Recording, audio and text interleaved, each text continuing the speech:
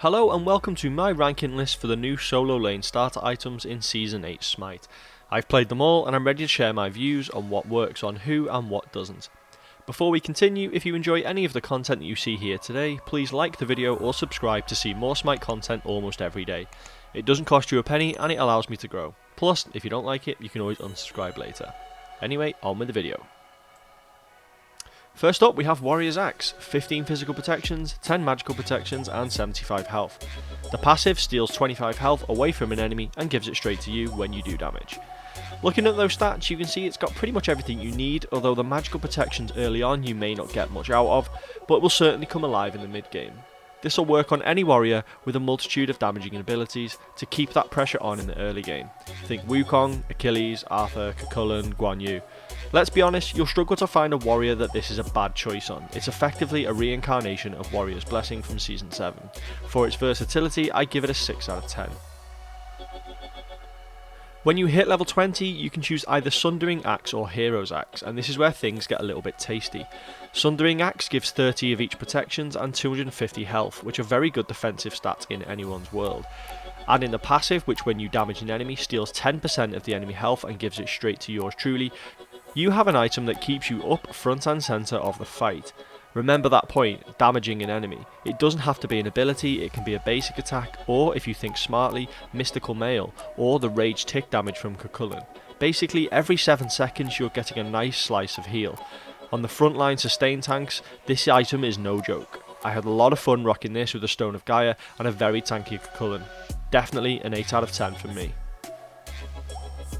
If keeping you alive longer isn't your thing and you want to share the love around, then Hero's Axe might be the upgrade for you. Given more protections than its counterpart, 35 of each this time, and 50 more health at 300, you gain a very tasty 30% crowd control reduction too. The passives gives an ally a shield equal to 15% of your health when they get hit by a hard crowd control, meaning that you've effectively got a walking, talking, damaging Geb in your team. If you are playing a more support warrior role like Hercules or Guan with a really high health pool, then you will be able to take big hits and every 8 seconds flip those team fights. This is an extremely strong passive and when played on the right warrior, this can carry hard. I'm giving this a solid 9. Second up, we have what is described in game as the solo lane anti-heal item. Tainted Steel gives 10 physical power, 15 if you're a magical god, and 15 protections of each. Its passive is that 20% of enemy healing is reduced after you've hit them. This one's a little tricky, it's unlikely you'll be facing too much strong healing early on. A 20% reduction isn't going to fare too much, especially when the starting stats in other items are better. But if you're facing an enemy healing composition, this item is a little Magikarp, and we all know what happens to a Magikarp. If you don't, then please go and play Pokemon immediately. So as I said, against healers in lane, you reduce healing by a measly 20%, and the power and protections are fine, but nothing more. As this item stands alone, I'm only going to give it a 5 out of 10, but here we are. Here is the Gyarados item. Your little Tainted Steel Magikarp has evolved and oh boy is he hungry for healers. 40 physical power, more than most hybrid power items, 60 magical power if you're a magical god, and that's not a joke either. But 70 physical protections, that puts it in the bracket of one of the highest physical protection items in the game, and 30 magical to boot isn't bad either. But look at that passive, 50% healing reduction for 8 seconds, are you kidding? If there's any other anti-heal in your build, then you're leaving the healing enemy at around 20% efficiency. This Smite players is the best anti-heal item in the game, period. Against the healing meta on a god with a large AoE ability like Wukong, Odin or Achilles, you are stopping healing dead. This is a brilliant item, 10 out of 10. So if one of these is a 10 out of 10, then is there any point in rating the other? Well, in short, yes there is. Because ladies and gentlemen, this is also very strong. 30 physical power, not bad. 50 magical power is okay too, but 80 magical protections again is up there, if not one of the highest magical protection items in the game. Plus 30 physical protections to help as well. The passive only keeps that healing reduction at 20%, but now it gives you all of the mitigated healing. Against the healing meta, this quite simply keeps you alive. Pair this up with some sustain and stay in the enemy's face and you are going to be a real pain. Cerberus, this works on well because his passive basically does the same thing anyway. And the magical protections mean you can survive in the face of a Hell, an Afro, or a Yamoja longer than they would like. I'll give it 8 out of 10. It's not as good as the other one to be honest, but it certainly has its uses. Next up we have the return of an old favourite, Bluestone. This item has been in and out of Smite for years, taking various forms and having varying levels of success. Remember Bluekong? Well, luckily it won't be making a return, sorry Wukong fans. This time it gives 10 power, 20 HP5 and 10 MP5. Not bad, nice little bit of sustain to keep you there in lane, but the passive is probably the best thing about it. Enemies take 25 damage over 2 seconds when they get hit by an ability. This mainly works on warriors who are dishing out consistent damaging abilities. Getting this on someone like Hercules or Odin, you may not get the best out of it. Arthur, Bellona, Wukong, Achilles will probably get the best out of this, but beyond the mid game I'm not sure how strong it is. The sustain is good and the first few levels you'll notice the extra damage, but the stats don't really hold up for a long time. I give it a 4 out of 10. When upgrading Bluestone you have the choice of Bluestone Brooch, which thankfully does a much better job. 45 power is a decent amount, as is 200 health and the increased sustain. The passive upgrades to include 7.5% of enemies' current health as bonus damage. Good against tanks or initiating on a full health squishy. Again, I think Arthur with his constant barrage of abilities will make the most out of this. On him it's pretty good, but I'm not convinced about many others. I think there are better options if you are looking for bonus ability damage, as those stats are nothing really to write home about. So this one gets 2 ratings, 8 out of 10 when on Arthur, 6 on everyone else.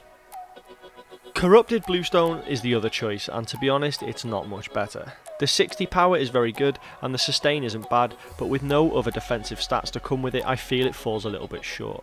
Its passive deals a bonus 75 damage when enemies are hit by your abilities, and they have their attack speed reduced.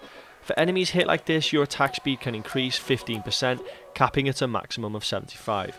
Honestly, this sounds better than it is. It's an item designed for an in-your-face character with attack speed. Think Osiris, think Arthur, possibly Erlang Shen too.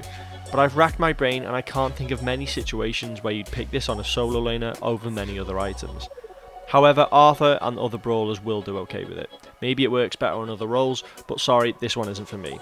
5 out of 10 on everyone else, but Arthur gets to keep it at an 8. Warding Sigil is next, and to be honest I've never been more confused by an item. 15 magical protections, okay. 10 physical protections, okay. 75 health, get in there, and then that's it. Well, the passive must make up for it, right? Wrong. Being hit by an ability you gain a stack, which decreases your damage taken for a whopping 5 for 5 seconds, once per ability, and can stack twice.